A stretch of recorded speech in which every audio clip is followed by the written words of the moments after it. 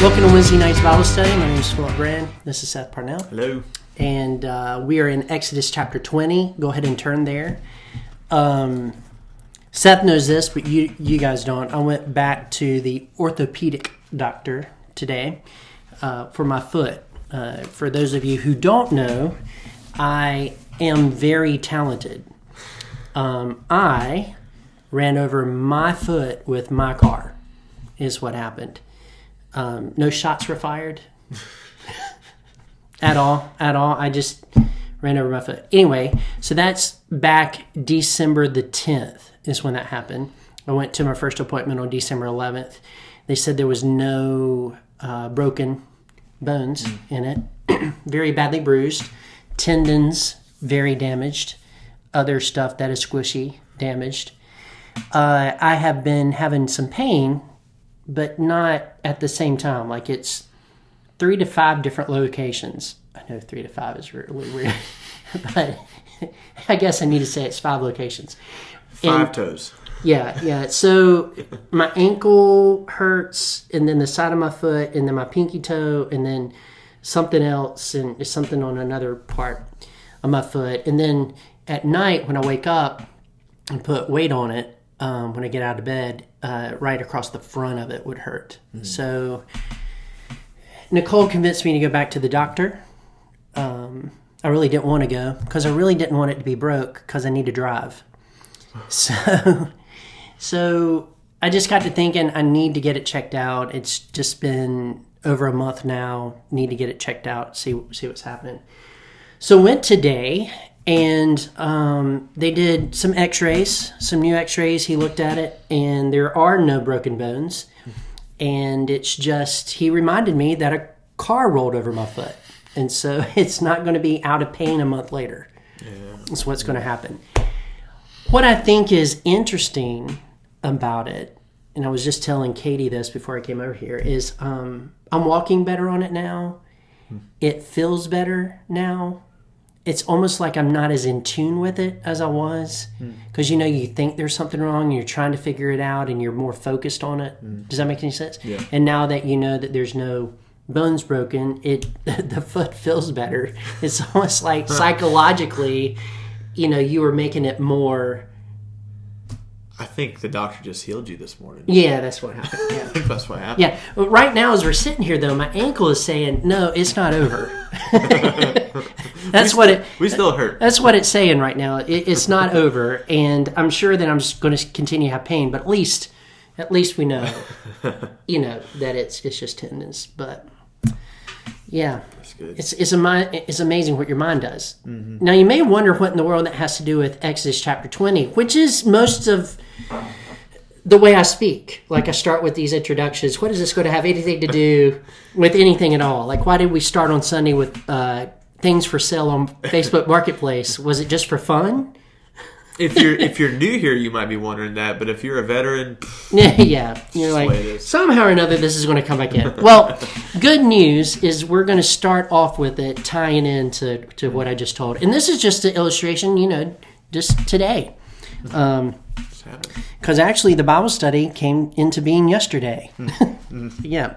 So verse 18 says this: Now when all the people saw the thunder and the flashes of lightning and the sound of trumpet and the mountain smoking, the people were afraid and trembled, and they stood afar off.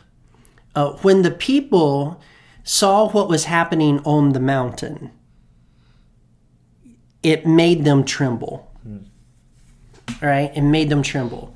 This is not a psychological thing like mine was. This is an actual, the mountain, the presence of God, it made the people tremble. And so when we read something like this, it's not that they're overreacting, because we live in a day and age where people overreact. They have some type of pain and then they overreact to it. For instance, when I went to the doctor, I never told him that my pain was over a 3. I think some people would go in and have my same level of pain and say, it's a 15. I guess my perspective is my legs have been burnt, so I know what a 15 is. It's not close to that. So my test for what pain is, it's kind of a little higher, than that. But anyway, back to this. It's the real deal. Like, the presence of God made them tremble, and so they stood afar off. I think that's interesting because in the previous chapter, it talked about boundaries and tell the people not to go past the boundaries and not try to go up the mountain, because if they do, you would have to kill them. If an animal or beast made it to the mountain, you're supposed to kill that particular animal or beast, because that was a holy place that you're not supposed to step on unless you're caught up by God, right? Well, now they're not even going, there's really no need for the barriers. They're backing off from the barriers, making sure that they don't get too close, because they are experiencing the presence of God. It is making them tremble. So here's the question right up front. Didn't God know that this would be the effect on the people? And the answer to the question is yeah. He did know that. Yeah. He knew, and he came down. He didn't soften it. His presence was his presence. I guess you could debate whether or not he softened it or not. Sure, yeah. Because what if it had been his whole glory? Sure. Which would have been really overwhelming. Maybe he did taper it off. But he didn't back off. He didn't make them feel good when they were supposed to come to him and be close to them. He didn't make them feel too. So why didn't he do it in a softer way? The contrast to this whole presence thing is the birth of Jesus. God became flesh as a baby, and his mother held him in her arms. His dad here on earth, held him in his arms. His aunts, his uncles, the people around them held him in his arms. The people in the temple held Jesus in his arms. And he grew. The mere fact that God could grow is mind-blowing. But he grew in wisdom and stature and knowledge. 13 goes to the temple, talks to the priest. He knows a lot about the Bible because he wrote it. And then later on, we see him come back on the scene with his ministry. So God is walking in the flesh. He's weeping for people. He's passing judgment on people. And he's going to the cross for people. And then he's rising from the grave for people. And then he ascends into heaven. Except for maybe the times where he was whipping people out of the temple, there was never a moment that was like this moment. Right. In fact, the temple moment wasn't like this moment, where people were trembling. And I think the point I'm trying to make here is we do serve a God that wants a relationship with us, that wants us to approach the throne of grace without trembling and with faith. Yes, that's true. But at the same time, tucked back in our minds is we are messing with God, who is an amazing, magnificent, majestic being that is all-powerful, and we are accountable to him. Yeah. And so whereas we boldly approach the throne of grace, we still approach the throne of grace with respect. We approach the throne of grace in prayer with not just to explode on God with anything that we want to say. We need to be very respectful. Now, does God already know what we want to say and we could explode upon him? Yeah. But there's a difference between having it inside of you and acting on it. And words are powerful. Here on earth, they're powerful. And in the presence of God, they're very powerful. So it shows us that we really need to be careful when we interact with God. Here in this passage, when all the people saw the thunder and the flashes, that particular phrase means we're seeing it. So it's not like a particular moment that they saw it. They were seeing it constantly. And even as they backed off from the mountain, they were still seeing it as they were retreating. And so they were really not overwhelmed. They were surrounded by the presence of God. The full impact of what occurred finally caught up with them. And when it caught up with their minds, they backed off. Have you ever had those moments where you're in a situation and you really should have retreated earlier, but you hung around because the emotion of it all was kind of overwhelming and you just didn't have time to process it, but once you processed it, you were like, okay, I need to back off from this. Yeah. I need to kind of back up. I think that's the situation that's happening here. They were up to the barriers. They were hearing the horn. And once they processed what was happening on the mountain and who was doing it, they decided to back off. If you turn in your Bibles to Hebrews chapter 11, which we were, by the way, in on Sunday. Actually, it's not Hebrews 11. It's Hebrews 12. Hebrews 12. Verse 11, I think this is something, and it's because the text doesn't say this, but the New Testament text brings this particular color to this moment. Hebrews chapter 12, verse 11, it says, for the moment, maybe it is. Chapter 11, verse 21. Oh, 21. Yeah, 12:21. 12:21. Okay.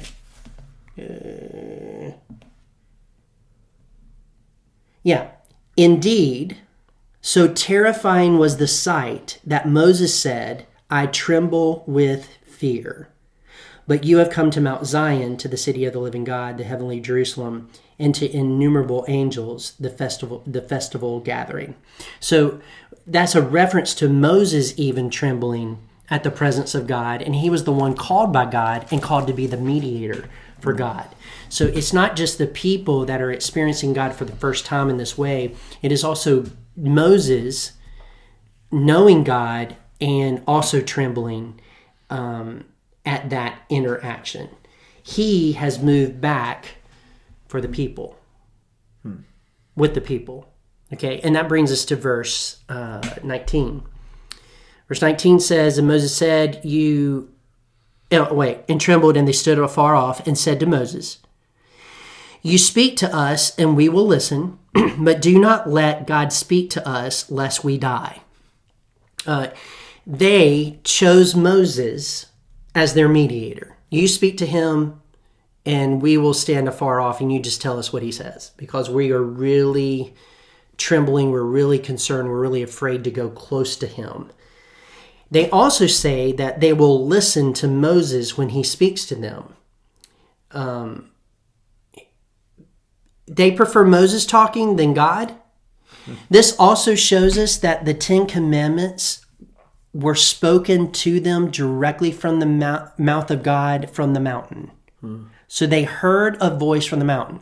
So not only is the lightning and the thunder and all the stuff happening on the mountain, there's a voice coming out saying, do not kill, do not murder, keep the Sabbath, my Sabbath, keepeth holy. It's the Ten Commandments from the mouth of God to them. And so they're like, we cannot do this anymore. We have had enough. We don't think we can physically take this, so you be our mediator. So he might kill us. This shows that divine revelation, even in a theophany, is not morally neutral.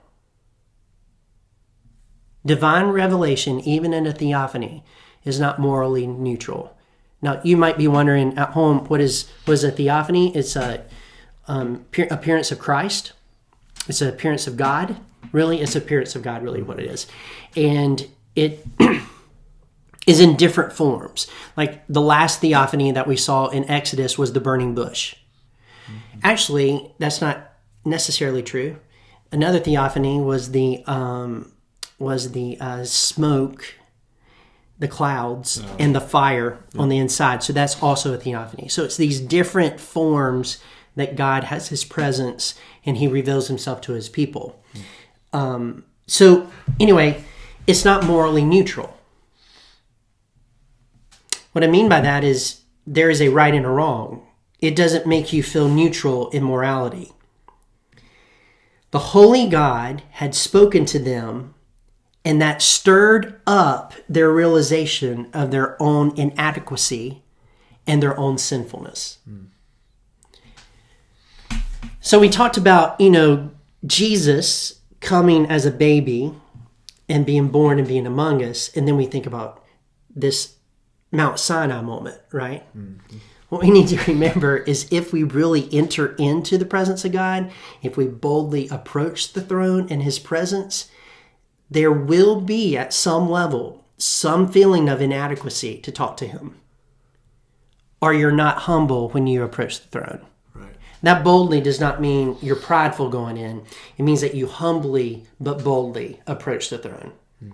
And you realize his presence, and you realize your own sinfulness, and you realize that you really have done nothing that would merit you being there. Yeah. So the picture here is pretty remarkable. Yeah. So one last thing before, I ask, Sure. Get your thoughts. Okay, one last thing before I get your thoughts. I think it's interesting that God had already chosen Moses as a mediator. And from this experience of, the thunders, the lightnings, and God speaking to them directly, and the trembling and all that, they now are saying, yeah, God chose you to be the mediator. Maybe you should do your job. On second thought. On second thought, let's do that. We know that they were saying this out of respect, not rebellion. Mm-hmm. The way that we know that is in Deuteronomy chapter 5, verses 23 through 31. In Deuteronomy chapter 18, verses 16 through 17, the text tells us that. Mm-hmm. It wasn't because they were rebellious, didn't want anything to do with God. They were doing it out of respect. And so now they respect his decision of Moses being the head and the mediator between them and God. Yeah. So that's a lot, man. That's a lot. Yeah. No, it's good. I appreciate that so much because I know it is super healthy for us to have that picture of God. Yeah. We a lot of times, everything you're saying, we like to have this picture of the loving God, the God who's our friend, the God who walks through life with us, and that is God. But he's also the God that can smite us. Mm-hmm. He's the God that can take us out at the drop of a hat. Yeah. And not that means we should be scared of him and scared to walk near him, but we need that healthy fear and respect of who he is because we are so sinful. Yeah. And if it wasn't for Jesus' saving grace in the blood that washes us clean, the wrath of God that we see throughout Scripture and Revelation and what could happen here, that's what we could get. Yeah. And I know even with the teens, I look for these moments just to help remind them that this is who God is. Mm-hmm. And you need to have that fear, that healthy, respectful fear of who he is. So, yeah, I appreciate when Scripture shows us that. We don't need to shy away from it and hide it from people. People need to see this. Yeah. They need to see it. They do. They do. So, back to the original question. You remember the original question? I don't at this point. Yeah. I'm gonna go back and just read it. Didn't God know that it would have this effect on people? He did. Mm-hmm. So why did he do it? Because we need the tension that there is somebody more powerful than us that is holding us accountable for the way that we live. Yeah. And he is holy. We would not tremble if he was not holy. Yeah. We might be afraid, but trembling wouldn't be it. Mm-hmm. We wouldn't try to be in line with what he wants unless he was holy. Yeah. So it's, he's given them commandments. He's given them what not to do, right? And he wanted to create an experience to where they don't quickly forget how powerful he is. Yeah. The second reason is he didn't want them to forget that he met with them. Yeah. He met with them. Mm-hmm. It might have been scary. It might have been overwhelming. They might have trembled, but he cared enough to meet with them. Yeah. And so that's, and they're not going to easily forget that. Yeah. Yeah, it's not going to be a forgettable moment. Okay, so what does Moses say? Well, okay, if you're going to listen to me, and if I'm your mediator, I'm going to give you some instruction. All right? Moses said to the people, "Do not fear, for God has come to test you, that the fear of him may be before you, that you may not sin." So what I just said is why he did it that way. Right. That there are consequences when you disobey God, and he is powerful enough to make sure those consequences happen. And you're not going to get away from it. So that tension should push you to obey. It's kind of like guardrails, right? It's guardrails. So it should be enough to make you obey. The experience should have inhibited their disobedience to God. It should be enough of a guardrail to do that. So what did the people do? Verse 21, the people stood afar off while Moses drew near to the thick darkness where God was. We know from we know from Exodus chapter 19, verse 21, that they went back to their tents. So when it says excuse me, when it says that they moved afar off, they actually went back to the camp. Okay. So they're in their tents. So some of them are closer to the mountain than other ones. So this is the moment where they were probably thankful that they were at the backside of the tent, the stuff, rather than right on the edge. Yeah. You know? I want that tent. Yeah, can we move a little further back? Want to trade? Yeah. And then Moses drew near to the thick darkness where God was. So what is weird about that? The thick darkness. Yeah, God is light. In him is no darkness at all. So the mystery is, what is this thick darkness? Well, it's not God. However, it is a veil to his glory. So the darkness was so thick that it prevented God's glory from coming in. Not to give this away, but a little bit later in Exodus, he's going to come down from the mountain, Moses is, and he's going to be so bright, people are going to say, can't you get a food line sack and put it over your head? You remember that? Well, that's because he's been in the presence of God, soaking in his glory. And that darkness is a veil in between so it doesn't get through. Have you ever thought about that? I haven't. Yeah. I have thought about the whole darkness thing and that being odd, but yeah, it's a veil. That's because Moses was glowing. Yeah. You can't glow in darkness. Yeah. So if that darkness had not been there, there's over 1 million people that would have been glowing. Yeah. Right? We probably did. So God protected them from his presence, from his full, 100% presence. Right. He protected them in that moment. That's pretty impressive. Verse 22, and this is a new section. Okay, so Moses is in the cloud, right? The Lord said to Moses, "Thus you shall say to the people of Israel, you have seen for yourself that I have talked with you from heaven." And so if you doubted me, right, that he gave them the 10 commandments and spoke from the mountain, that verse right there tells you I'm right. So all the 10 commandments spoken directly to them, it wasn't through Moses. They endured that or heard it in their own ears and without heralds everywhere. It was loud enough for them to hear. Another thing, it could have been like a miracle too. God has the ability to just speak like I'm speaking to you, but it reached every ear in the 1 million+ people as if he's talking directly to them. Yeah. He has that ability. He talks to me and he talks to you, and we're in 2 different locations.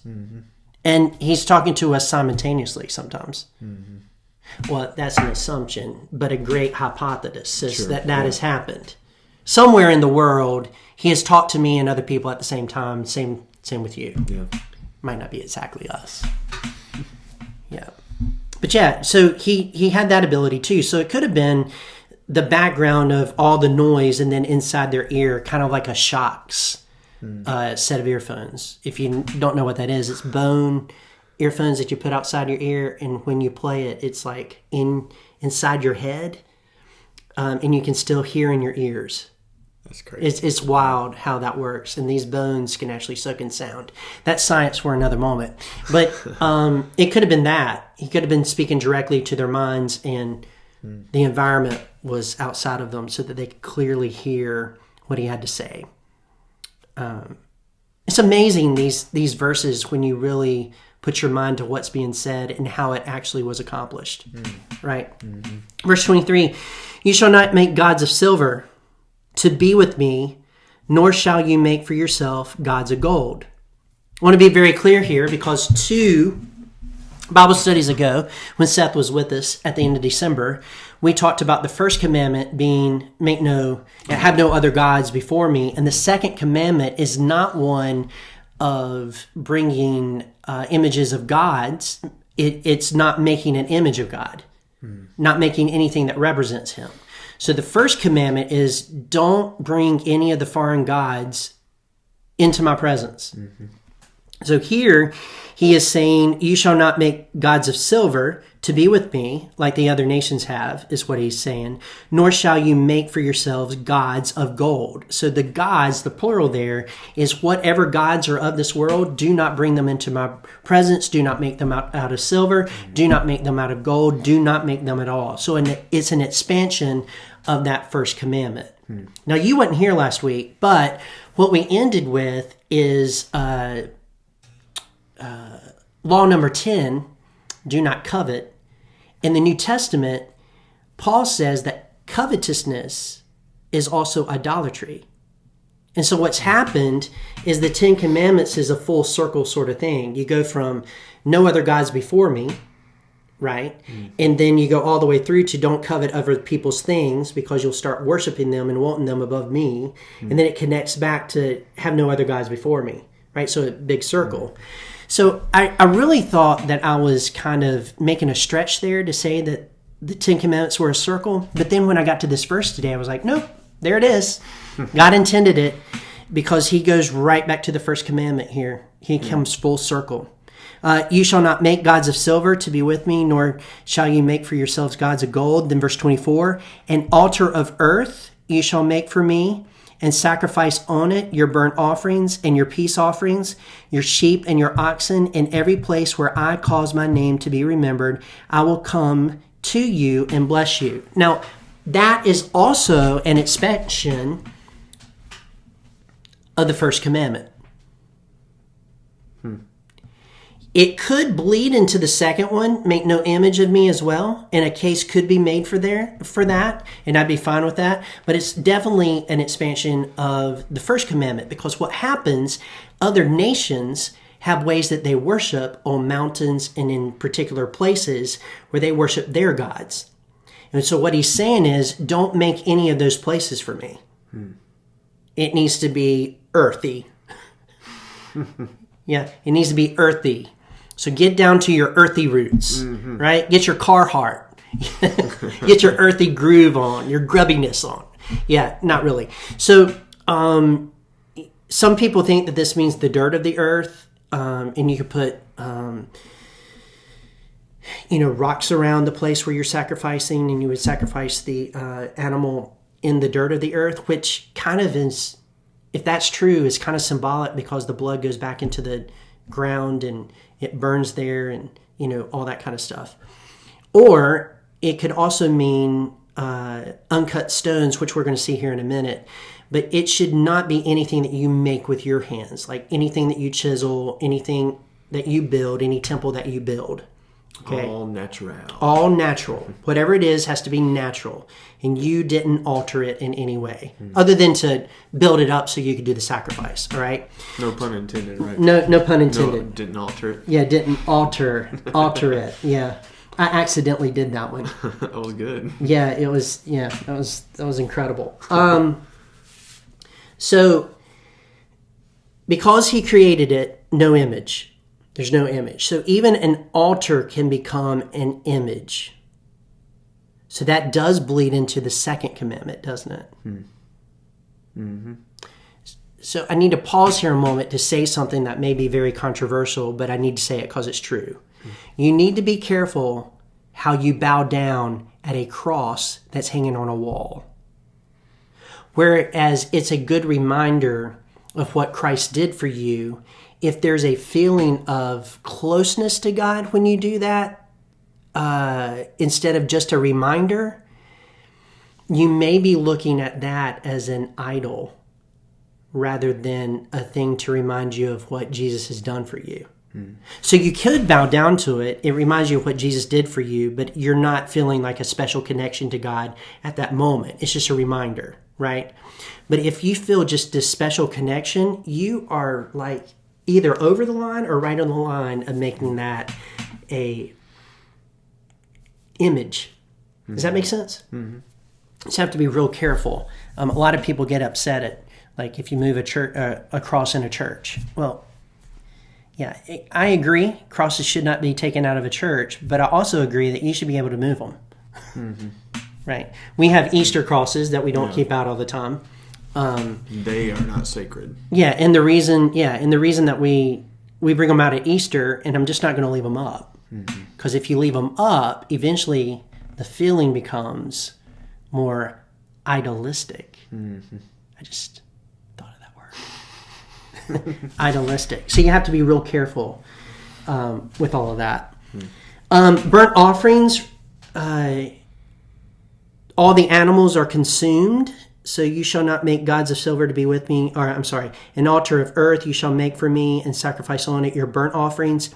When you do a burnt offering, according to Leviticus, the entire animal is consumed. Burnt offerings are usually sin offerings, where you are confessing your sin and that animal is given its life in your place. Is the symbolic nature of that. And then it says, and your peace offerings, which your peace offerings are actually offerings that you have a meal with. So you sacrifice part of the animal and then you eat. Now, this is amazing symbolism here. This shows that God wants your sin appeased and forgiven, and then after it's forgiven, he fellowships with you with a meal. Because the peace offering is made to God. So he wants to fellowship with you. He wants to have that interaction with you, but your sin is what keeps him from doing that. So your sin is atoned for, and then there's a fellowship peace offering where, you get to eat, because eating has to do with fellowship. It always has. It always has. Yeah. We Baptists got that right. We do. Yeah, some of us. Your sheep and your oxen, in every place I cause my name to be remembered. So in other words, I will choose the places where you can do this.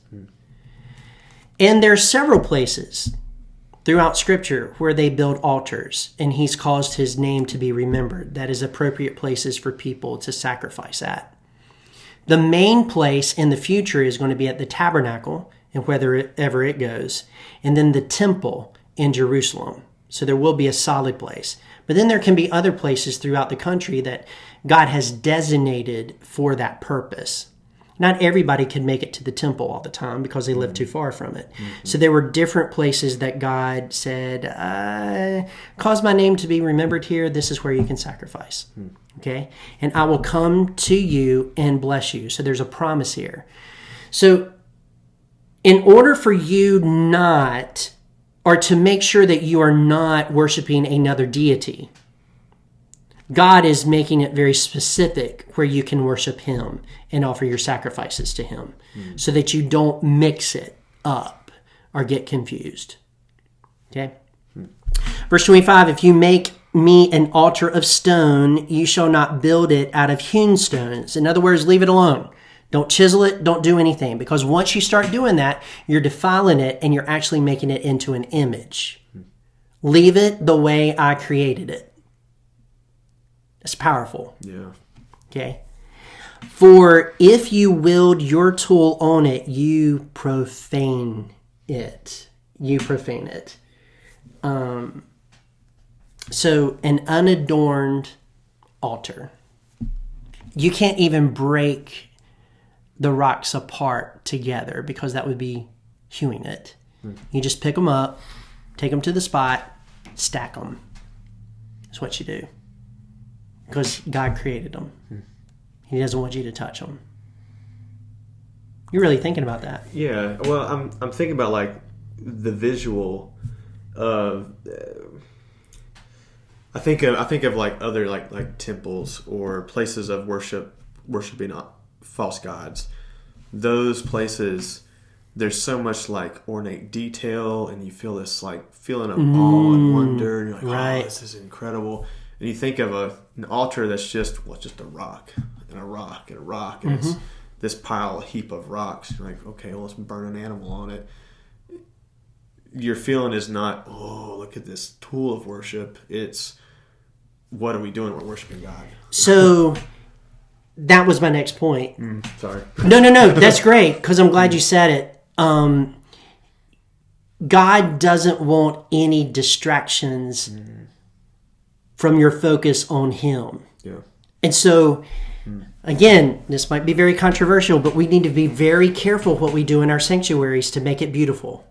We need to be very careful. And I know there's been artwork in sanctuaries and stained glass windows in sanctuaries. And if you really think about it, over time, people start admiring and loving and protecting those particular items. And those particular items are really items that take your focus off of God. Yeah.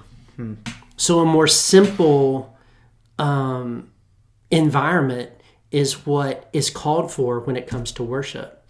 I think even when we, we have lights here, we have staging and all that kind of stuff. Sometimes I do wonder, is there a moment where that stuff becomes distracting to the actual worship of Jesus? And does it fit in right here? Because He doesn't want anything to be distracting. Yeah. He doesn't want the altar to be so awesome that you miss God. Yeah, and He knows that we have a tendency to make the little ugly things here on earth our focus, and we miss Him. Right. Because we think those ugly things are beautiful. Yeah. The other thing that happens if you start hewing stones and making them into bricks and building a nice altar is eventually that leads to you making images on the stones like other gods and temples in other places. So you make little images of that. We do see this partly when Solomon, and I don't know if this is right or wrong, when Solomon makes some images of angels in the temple. I think I don't know, my opinion is that we were very close to doing something that would distract. Yeah. Right. And what we're going to see is the tabernacle is going to be something that you don't write home about. I mean, there's some stuff happening with the veil and all that kind of stuff, but it's just a tent. Yeah. Yeah. Yeah. As to not distract from your worship of God. Okay. Verse 26, which is the last verse we're covering today. And you shall not go up by steps to my altar, that your nakedness not be exposed on it. I want you to just, I hope I don't cross a line here, but in a robe, I mean, there's things you can see. And so you make sure you don't do that. This is one of the reasons that later in Exodus and Leviticus, actually, there's a linen ephod that the priests are required to wear. It's kind of like underwear. So if something happened, if something got a hold of their robe, or if they were walking up someplace, that portion of them is covered. Yeah, portion is covered. I think another reason that this is a requirement is that other religions and other idol-worshiping people, nakedness was a part of it. Like sexuality was a part of it. And God wanted to make sure that when you worshiped Him, sexuality was not a part of it. Does God bless that in a marriage? Absolutely. Does He approve of it? Absolutely. Does He want you to have fun with it in the confines of a marriage? Absolutely. But it's not something that we publicly participate in while we're worshiping God. Yeah. It's a distraction. It's just a distraction. So all distractions gone. So we can make a case that verses 22 through 26 is really an expansion of the first and second commandment. It doesn't get into the third one because that's do not take the Lord's name in vain. So we don't quite get there, but it's a full circle sort of thing. So a couple questions for you, or unless you have something to say. No, that's good stuff though. Yeah. All right. So the text says that people were seeing the storm and their fear grew as the reality of God's holiness sank in. Okay. God then tells them, do not fear, God has come to test you. That's what Moses says. How can the same encounter with God both produce fear and be meant as a gift? How can the same encounter with God both produce fear and be seen as a gift? And my first thought is that it's the fear humbles you. And so that feeling of humility and getting off your high horse and the feeling of inadequacy that you're talking about, that's kind of the gift. It puts you in place. This is where I am, this is where you are, and I'm going to bow down and worship you because that's the only position I can take right now. So maybe that's part of the gift. That you could worship God. Could worship God and be humble. Yeah. The other part of that gift, because I've had longer to think about this question than you have, right, is the gift of His presence. Yeah. So you fear it, but it's a gift that this God cares enough about you to meet with you. Yeah. So that's a huge gift. Here's the next one. God commands simple, unadorned altars, right? No images, no crafted stones, no steps, no worship cannot be shaped by human pride. It can't be shaped by human pride. It can't be shaped by creativity or control. Okay. Why do you think God is so protective of how He is worshipped after revealing Himself so powerfully? Why do you think God is so protective of how He is worshipped after revealing Himself so powerfully?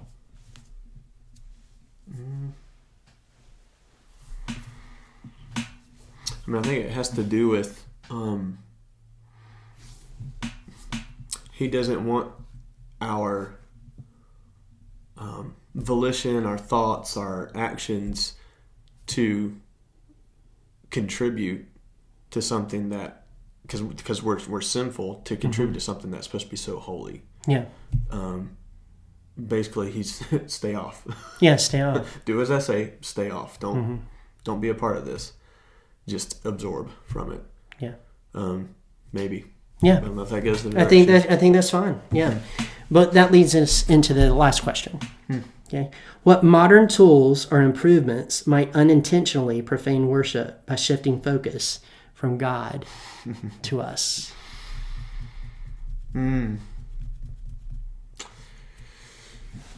Well,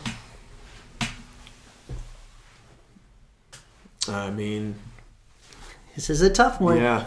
This pains me to say this because of how much I love music, but, the perfection of instruments and voices and I'm thinking in a sense of a musical worship, but then also, equipment constructing church buildings and,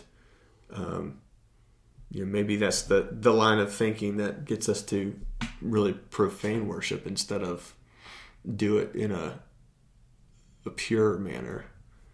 Yeah. I've been thinking about this question, and I think it might be different for different people. Like, there are certain worship environments where I'm just distracted.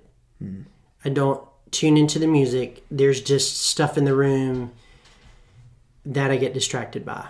And some of it is like, wow, that was a lot of money to buy that piece of equipment right there. Or, whatever it is. And you just get distracted by the performance. Sometimes I get distracted by people on stage because some of it seems so rehearsed. Like, even the way they worship seems very rehearsed, and you start to get into this place where you're starting to judge their motives and their hearts, and you can't go that far. But I get distracted sometimes from that. That is different than me just getting distracted. Like sometimes here, because I'm at work, I do get distracted during worship because I need to make sure everything's running right, and then I get distracted, and I'm so in tune with the room. But I think it might be different for different people. If it's something that you put up that distracts you from worship, that's not good. And the second thing is, if you are doing worship so that you impress people, like so that you're in sanctuary impresses people, You are now developing environments so that you can impress your friends that do the same sort of thing that you do, rather than creating environments as a tool so that people will have an easier time focusing on God. Yeah. And those are two different perspectives on it all. Because the tabernacle was creative, and there was music, and there was stuff that happened. But eventually, the temple became the idol when Jesus was here, and they chose the temple above him. Yeah, or rules above him, or things like that. So anyway, yeah, that's a very tough question that I think we need to just think about. Yeah. So that we are not creating an idolistic environment in our worship, that we are actually creating ones that point people to Jesus. Yeah, I think that's good. And we've said this before, but there's something to aiming for excellence in anything you do, but especially in the worship setting. Praise team. Yeah. Preaching. You need to practice. You need to prepare. You need to aim for that excellence, because the sloppiness can be the thing that's distracting. Right. But in the same sense, perfection on a human level, and not just giving it over to God and letting God do what he needs to do with it, can also be distracting because it becomes performance. Right. Yeah. Yeah. Whether preaching, whether music, worship. Whatever it is. Yeah. Getting up chairs. Yeah, whatever it is. All right, well, that's it. And just to let you know, we're on part 28, and we're halfway through. It's looking good for Grayson. Yeah. I know we went from a very serious moment to that, but he might win. He might. All right, well, next week we're in chapter 21, and until then, Grayson.